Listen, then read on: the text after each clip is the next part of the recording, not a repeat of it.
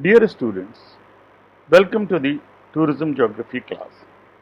Hope you are working hard on your syllabus and your topics. Today we will discuss about the importance of fairs and festivals in attracting tourists to India.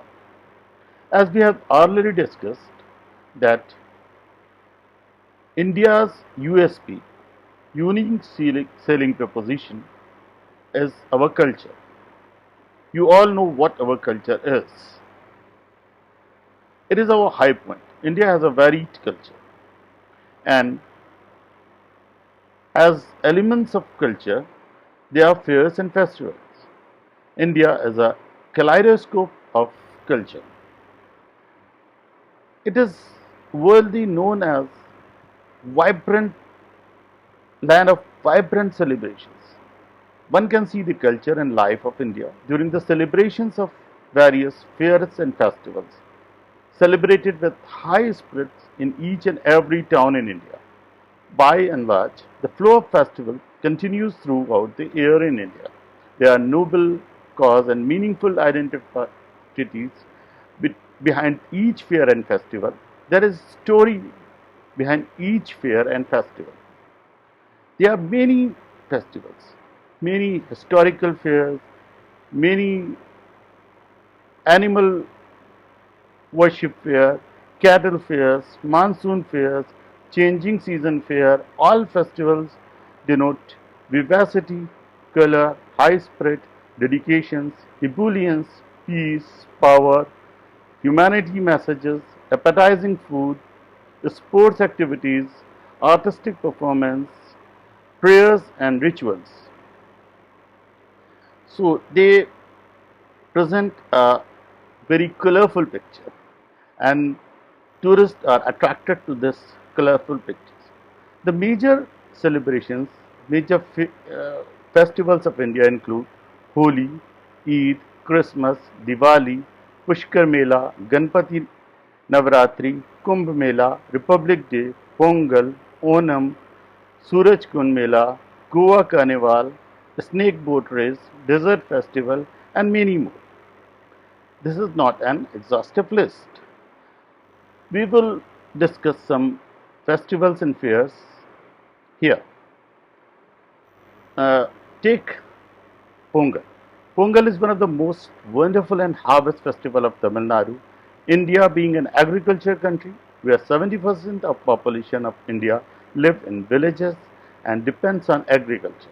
Therefore, most big events of fairs and festivals are related to cultivation. The festival like Pongal are celebrated all over India with different names, identity and ritual. If we take Makar Sankranti, it's a Hindu festival. It is celebrated throughout India as a harvest festival when farmers bring home their harvest. It marks the beginning of the sun's journey from Dakshinayan to northern hemisphere, which is called Uttarayan. When it enters the sign of Makar, the Capricorn, the festival introduces kite enthusiasts worldwide. There are colorful kites all over the sky, and people enjoy kites. Diwali is one of the most pulsating and greatest festival among all the festivals of India. Diwali is celebrated with great enthusiasm all over India. The festival comes after 20 days of the Shahra festival on Amavasya. India is known as melting pot of races and religions. Diwali is also marked as the beginning of Hindu New Year. In Mughal times, Mughal emperors gave it a new fervor as Jashn-e Charagan. Holi is known as Festival of Colors. Holi is the most anticipated festivals in the Indian calendar. It falls on the full moon in the month of Phagun, which spans the end of February and the beginning of March. Holi celebration begins with lighting up a bonfire on the Holi Eve. There is a interesting story behind this whole Holika. An interesting element in Holi is consumption of marijuana, bhang. It is consumed and it adds fun and color to Holi. As you all know, Holi is the festival of colors. People splash color on each other as a mark of love and fun. Dasera is also known as Vijayadashmi and it is celebrated as a victory of good over evil, victory of Ram over Ravana. In the ancient times, the story goes, and you all know, and another festival is Basant Panchami. Actually, it is not a religious festival. The ceremonials welcome spring when people colorfully attired, especially in bright shades of yellow, dance, sing, and make merry. In West Bengal, Saraswati, the goddess of learning, is worshipped. The festival is celebrated with great fervor in the university town of Shantiniketan. Shivratri is another festival in which the Shiva, one of the gods in trinity of gods of Brahma, Vishnu, Mahesh, is worshipped. Another festival which is noted is Mahavir Jayanti. It is the birthday to mark the birthday of Mahavir, the founder of Jain religion. Ram Navami is also a noted festival. We can talk about Good Friday, the Christian festival. It marks the memory of the crucifixion of Jesus Christ, just as it is celebrated around the world. Good Friday is observed in India too in April every year. All Christians attend Mass held in churches on this day. Easter is also a Christian festival. Nowruz is a festival of New Year's Day. On this day, there is a general festivity and rejoicing throughout the region.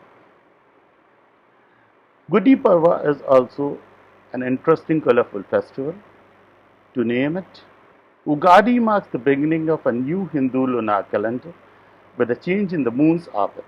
It is believed that Lord Brahma started creation on this day. Cheti Chand is one of the festivals. Buddha Purnima, it was celebrated recently. Eid al-Fitr is the festival of Muslims, as you all know. It marks the end of Ramzan. Today we are fasting, and at the end of this month, at the end of this holy month, Eid will be celebrated with great fervor. Baisakhi is also a colorful festival of Sikhs. It also adds color to the kaleidoscope that is called India. Now we can talk about some festivals and some fairs. Fairs are also an important part of Indian cultural landscape. There are many festivals, there are many fairs. To name a few is one festival, Suraj in Surajkund, a cattle fair is there. It, it is an interesting sight to see thousands of cattle sold and bought. Tourists come to see it, as tourists also come to see Holi. In Aligarh, where we all live, we all study, Aligarh Numaish is around 140 years around old fair, and people come as a tourist to see and to enjoy the Numaish, as it is called. So we can see that fairs and festivals are a very important element of India's value India's attraction as a tourist place. People and tourists coincide their journey to coincide their travel to enjoy these festivals. So these festivals and fairs are very important element in appeal of India of as a tourist destination. People come to see these tourists, or people plan their travel as that their journey coincide with these festivals. So you can see that these festivals and fairs are very important vital elements, vital input in the appeal of India as a tourist destination. There are other destinations, there are other appealing elements in colorful cultural landscape of India. We will discuss them further in next